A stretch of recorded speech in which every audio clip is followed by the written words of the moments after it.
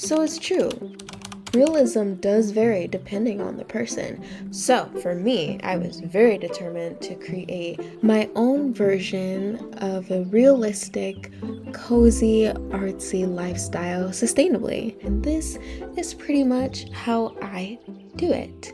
So I hope you enjoy this very insightful vlog.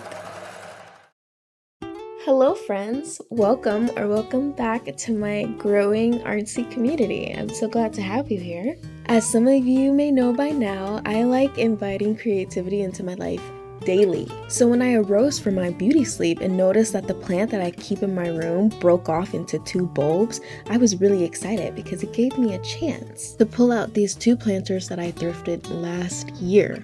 Let me tell you something, my brain is constantly searching for something creative to do, which is why I'm kind of like a squirrel and I took arts and craft supplies all throughout my apartment, like my acrylic paints, my watercolor, my guitar.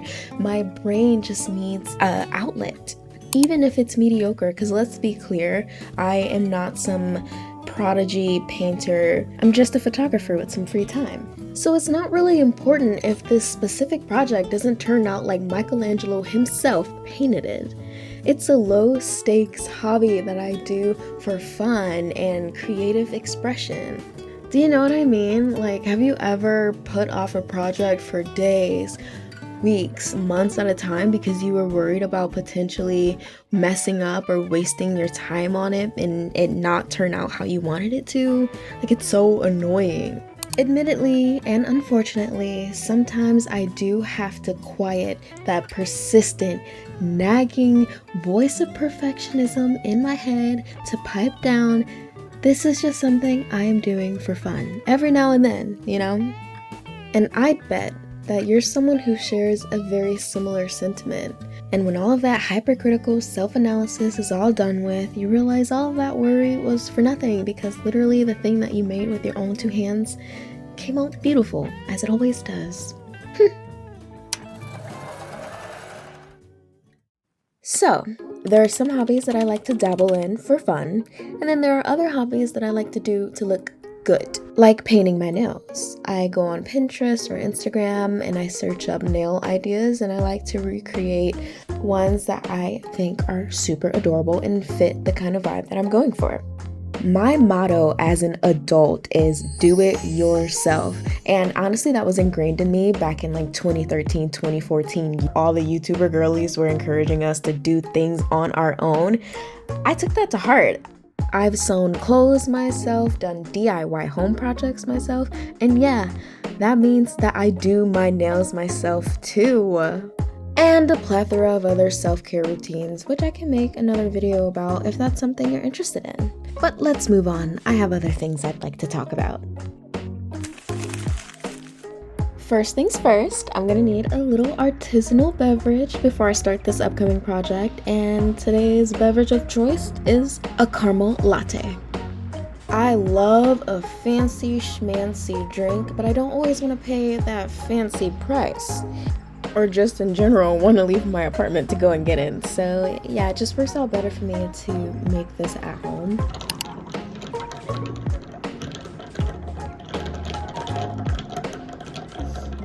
Typically, I prefer to start my day off with tea, but every now and then I like to keep things fresh and fun and switch it up, okay? I don't have to drink the same thing every day, hello?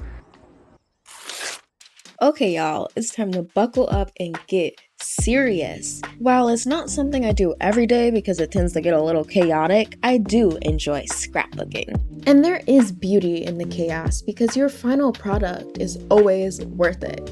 And if you aren't sold on it yet, I at least want to share how it helps me. So, whenever I am trying to create a plan or a strategy, scrapbooking helps give me a visual aid of elements that I want to specifically focus on. So it's great for fun and productivity when I need it. And all you need is a journal, pictures that resonate with you, and a couple of cute stickers. All of the fancy gadgets and gizmos can come later if you stick with it. When I started my day, I was feeling a bit sluggish, but with the help of scrapbooking and a little bit of that sweet bean juice, I am able to sit down at my desk and edit this vlog that I've been putting off because I was feeling uninspired. But now I feel a lot more organized and I have clarity on the project that I'm working on, so I'm able to work efficiently now. It is my genuine belief that when I am actively inviting fun and creativity into my everyday life, that I am able to be productive and accomplish goals that I set my heart on, like growing my online community on YouTube. So I'm curious, what do you do to ensure that you are staying in alignment with your goals and being productive? I love looking for self-help tips and little ways that I can improve my life. So if you have anything to share, please do in the comments. I want this to be a community where we are always trying to help each other be better in our lives. Okay, let me be crystal clear. I like to invite fun and play outside of my apartment too. I am not 100% a homebody. I think I would literally shrivel up and die like a malnourished flower if I did that. So yeah, I like to prance around outside, whether I'm going on a solo date or if I'm hanging out with my boyfriend, my family, or friends. I don't think creativity can thrive if you're being sedentary, so go outside, please. Basically, invite curiosity into your life. I don't care if you're just going grocery shopping, like, make it a moment, okay?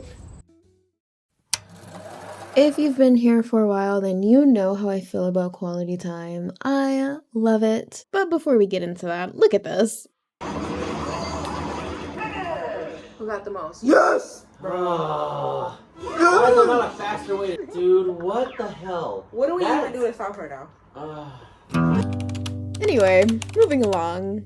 I love quality time with my people. I mean, I can't help but feel energetic and giddy because everybody has their own special energy they bring whenever we hang out, and it just makes me so happy to be alive to witness people be themselves. It's so interesting to me.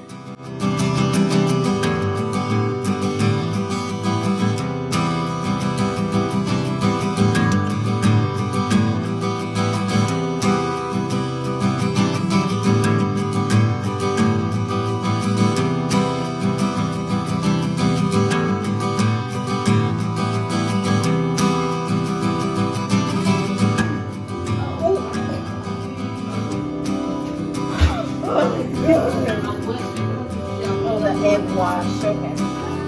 Alright. You just let them cool off, and now they're sticking to the pan.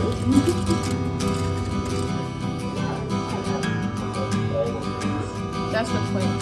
That is the point. This is so good, y'all.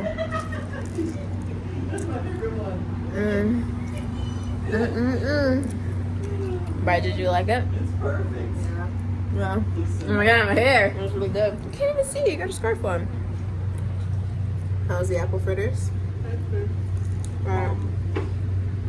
Homemade caramel. Slight burnt undertone. Kind of tastes like toffee. Wait. It's perfect. That's crazy. Last, but certainly not least, is getting paid for my art. My biggest flex is that people pay me for my creativity. They trust me to make them look more amazing than they already do. And a moment of honesty, being a freelance artist of any kind, it takes a lot of dedication and for you to work smart, not hard necessarily. My first year as a photographer, I created a whole entire portfolio for free, and then I used that portfolio in order to get paying customers, and that's what I do on the side, on top of working my 9-to-5 media job, which helps supplement the inconsistent amount of clients I get as a freelance artist, because it takes a lot of marketing, which requires a lot of money, which I, as a small artist, cannot provide, which is why I got a 9-to-5 within my career field, so it still feels very fulfilling and I live wonderfully and within my means with it, because it's all possible. And if you want to be an artist, start thinking about how you can do it within your means and smart. But I can talk about that in another video, so stay tuned. And thanks for watching this video. I hope I'll see you in the next one.